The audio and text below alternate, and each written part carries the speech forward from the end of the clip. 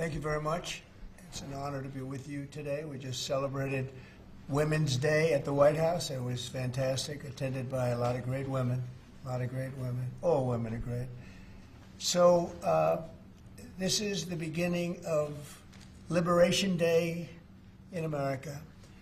We're going to take back just some of the money that has been taken from us by people sitting behind this desk or another desk that's not quite as nice, but they have their choice of 7, as you know. And we're going to charge countries for doing business in our country and taking our jobs, taking our wealth, taking a lot of things that they've been taking over the years. They've taken so much out of our country, friend and foe, and frankly, friend has been oftentimes much worse than foe. And this is very modest.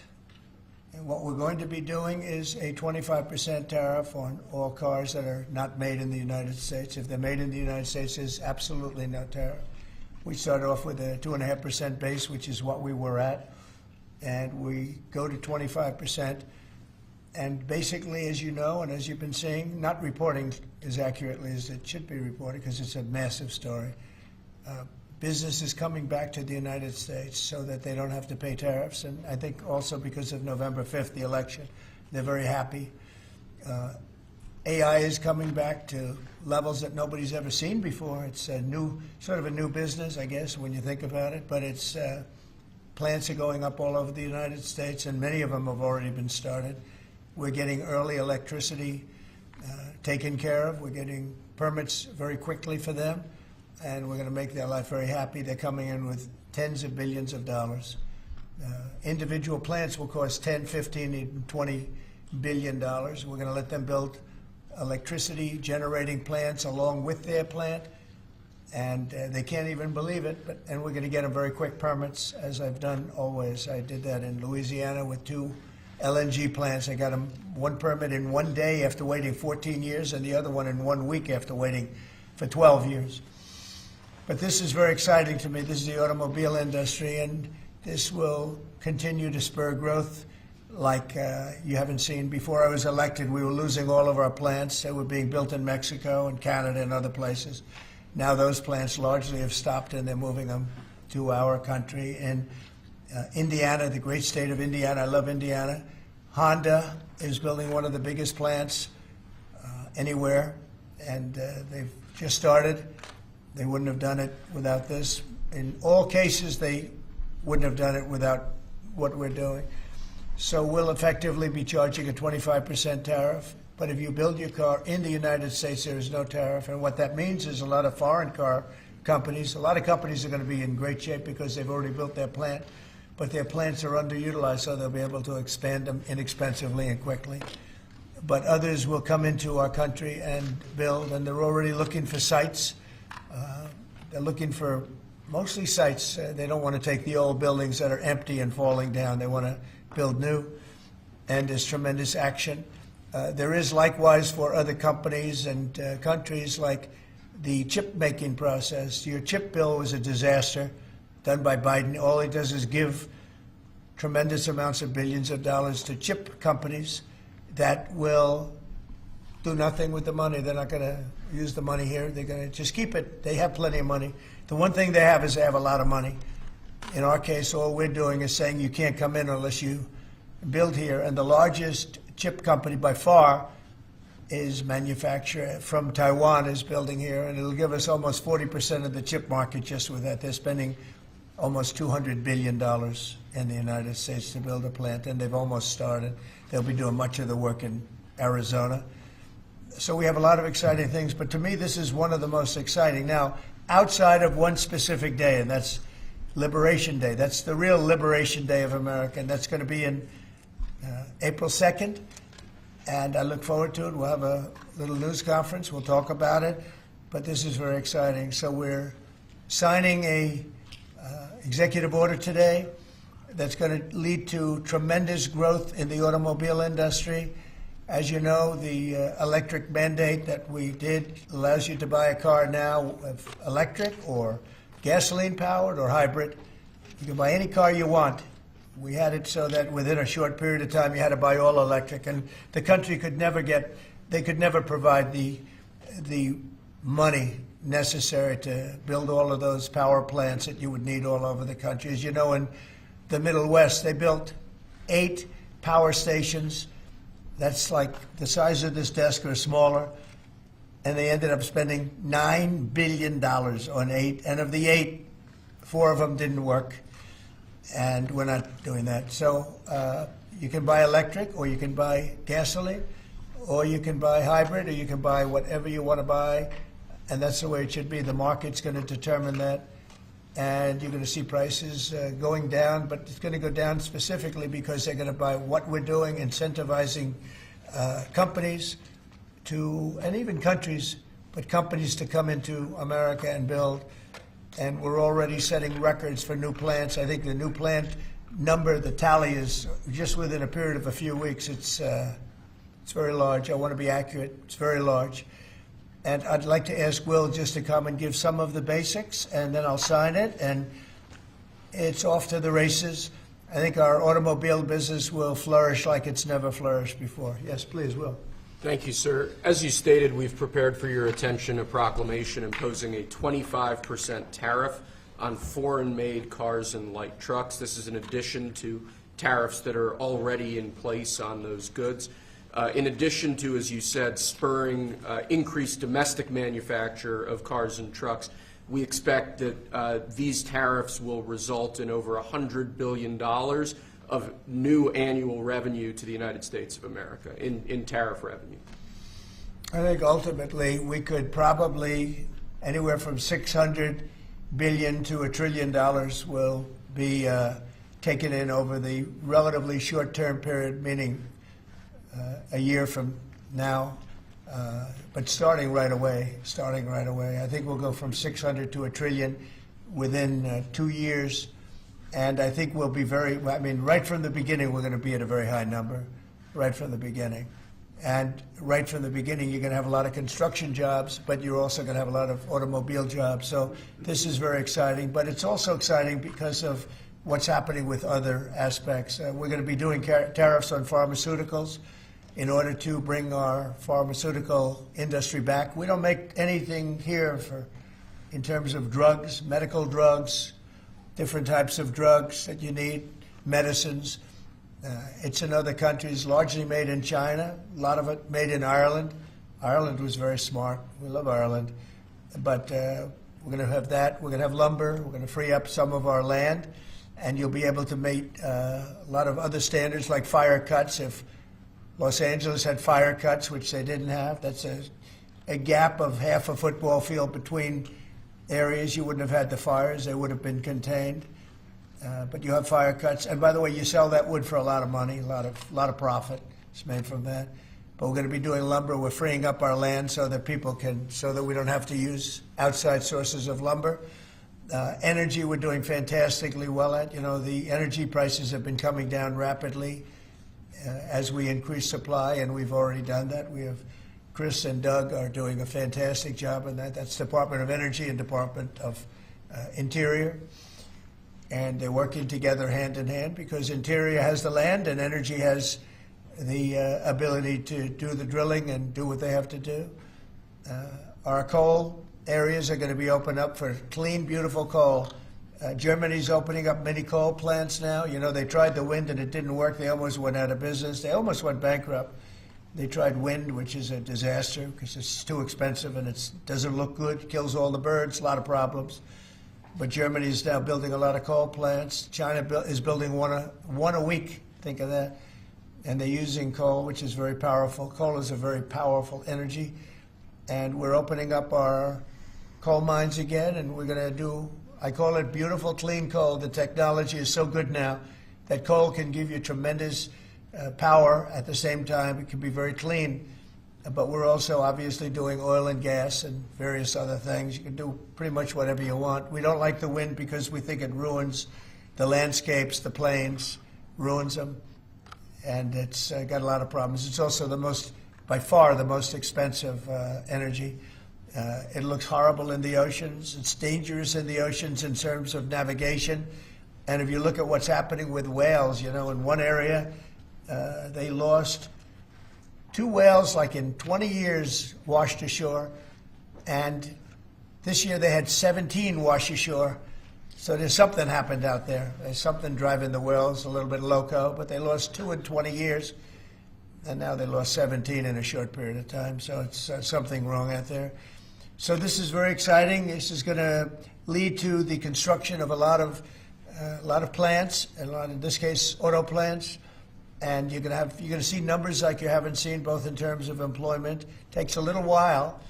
You're going to have great construction numbers initially, and then ultimately you're going to have a lot of people making a lot of cars. And one other thing, we have the Speaker of the House with us, who's doing a fantastic job. And where's Mike? And we're trying to get approved. Mike, thank you very much for being here. We're trying to get approved, if we can. If you borrow money to buy a car, you're allowed to deduct interest payments for purposes of income tax, but only if the car is made in America. So if the car is made in America, you get a loan, you can deduct the interest. That's a big saving. A lot of people in that part of the world, in terms of buying cars, a lot of them don't think in terms of deductions. People that think in terms of deductions are very wealthy people, but people are going to start understanding what a good deduction is all about. So when you get a loan to buy a car, and I think it's going to pay for itself. I don't think there's any cost. I think you're going to have so many cars built.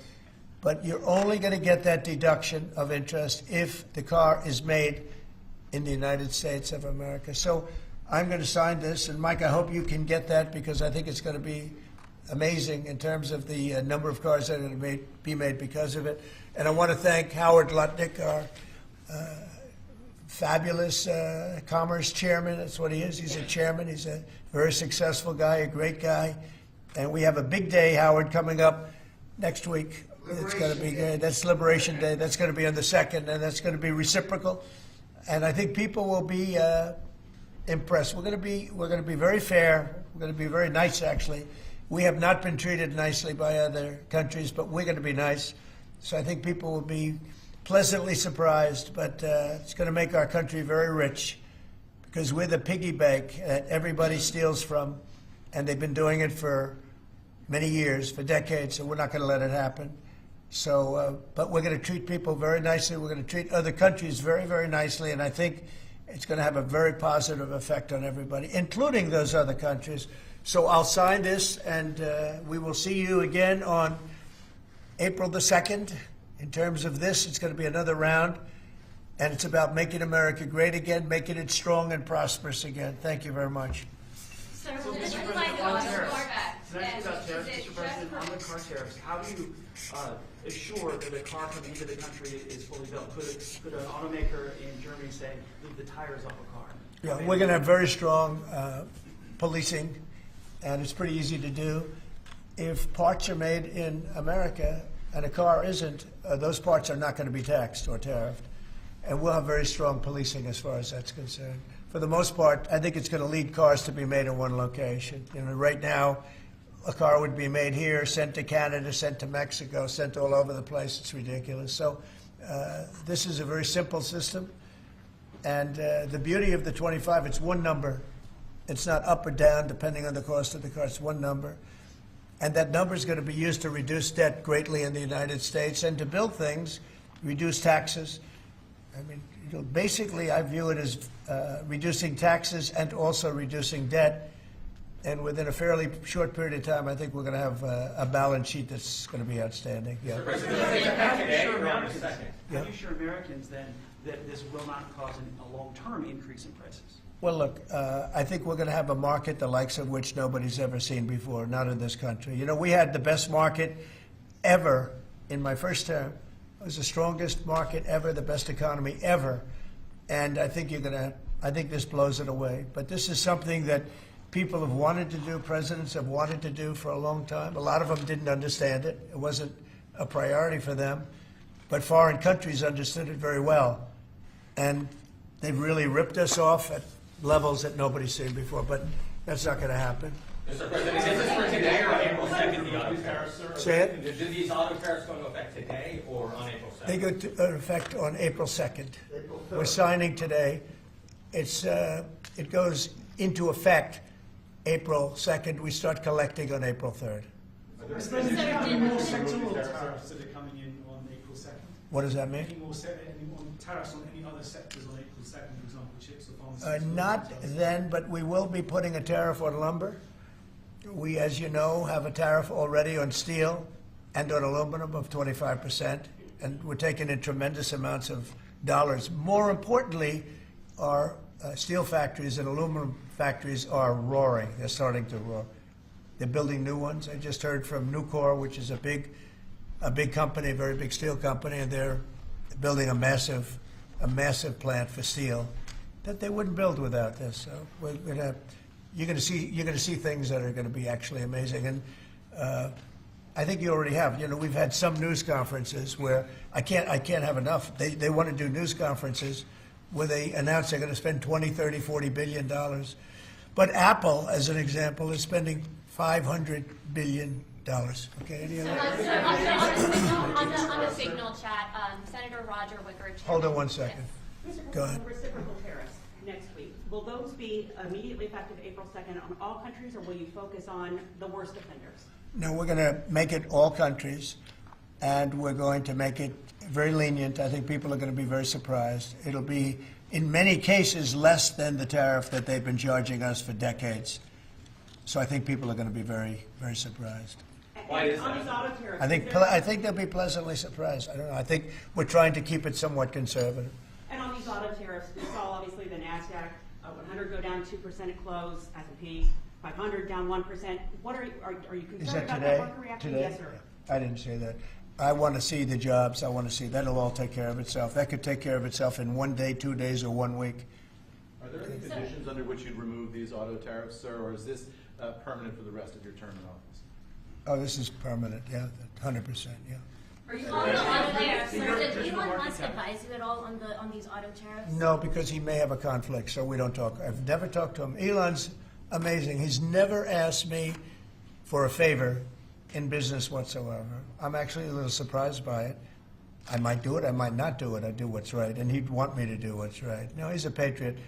He has never, you know, these are big deals we're talking about. This is probably nothing like this. And I've never had Elon come and say, would you do me a favor with the mandate or the electric mandate or anything. He's never asked me for anything. Sir, also, what's your response to Republican lawmakers who have said today that your administration should take more accountability and not downplay what's happened with Signal that we've seen in these messages today? Well, I don't know about downplaying. The press upplays it. I think it's all a witch hunt, that's all. I think it's a witch hunt. I wasn't involved with it. I wasn't there, but I can tell you the result is unbelievable because the Houthis are looking to do something. They want to know, how do we stop? Can we have peace? The Houthis want peace because they're getting the hell knocked out of them. It's been very, very strong.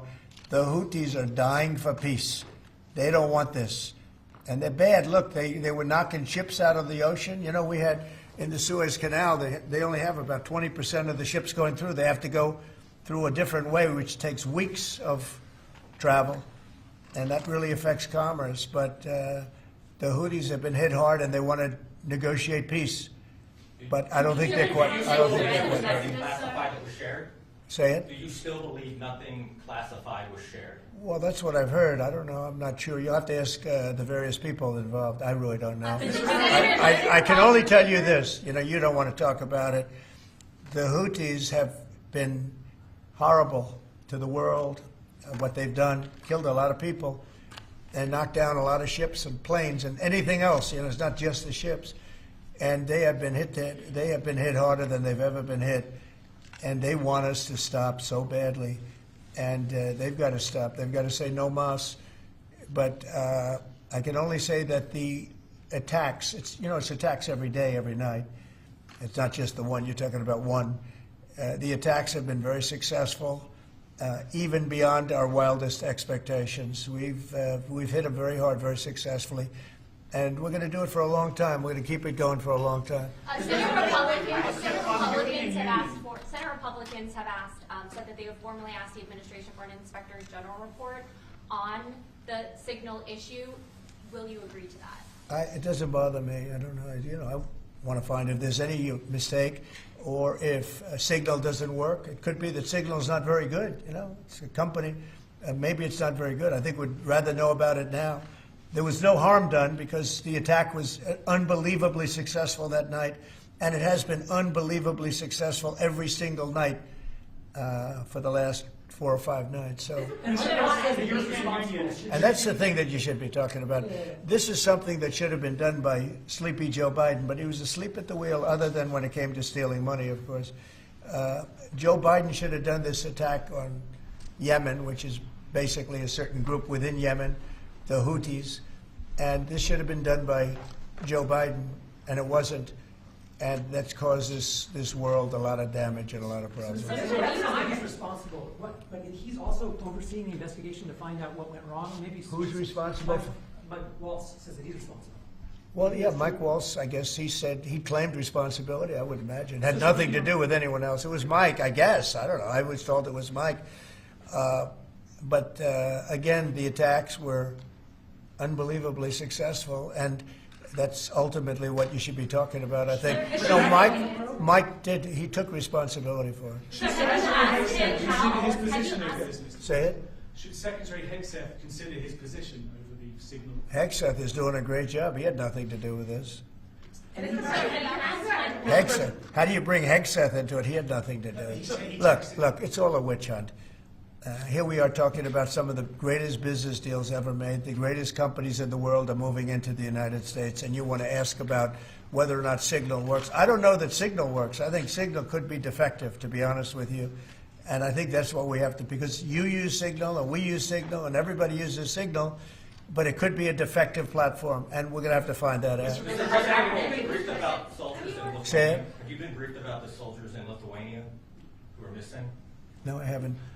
Mr. President, have you spoken, sir, with the big 3 automakers about these tariffs? What was their reaction? I have. What was their reaction? It depends on whether or not they have factories here. I can tell you, if they have factories here, they're thrilled. If you don't have factories here, they're going to have to get going and build them, because otherwise they have to pay tariffs. Very simple. And most of those have pretty big factories here, like General Motors has big factories here.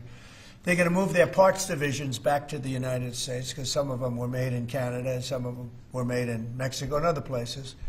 They'll be moving their parts division back to the United States in factories where they may be at 60% capacity, so they don't even really have to build too much of a factory. But, generally speaking, if they have factories here, plants here, where they make their cars and equipment, but they make their cars here, they are thrilled. Same thing with the steel industry. Steel industry is now paying a 25% tariff, as you know, I put it on last week, and the business is roaring in the United States. And we can't, because of military, we can't lose the steel industry. If I didn't put the initial tariffs on steel in my first term, you wouldn't be able to have a military, because we wouldn't have. Every steel company would be bankrupt in the United States, and every plant would be closed. But now they're booming. And putting this tariff on, this additional tariff for steel and aluminum, it's making them thrive, and it's already happened. Mr. President, coming up on the deadline for the TikTok sale, will you extend that deadline if you don't have a deal? Do you support Oracle? Well, we will have a form of a deal. TikTok is very popular, very successful, very good. We're going to have a form of a deal, but if it's not finished, it's not a big deal. We'll just extend it. I have the right to have the deal and to extend it if I want. So we'll see whether or not we have a deal. We have a lot of interest in TikTok. Is there a way for a U.S. company to operate it and ByteDance to still have a share of the algorithm? Well, there are numerous ways you can buy TikTok, and we will find the one that's best for the country, for our country. I'm worried about our country more than anything else with respect to TikTok. And China is going to have to play a role in that, possibly, in the form of an approval, maybe. And I think they'll do that. Maybe I'll give them a little reduction in tariffs or something to get it done, because every point in tariff is worth more money than TikTok, if you think.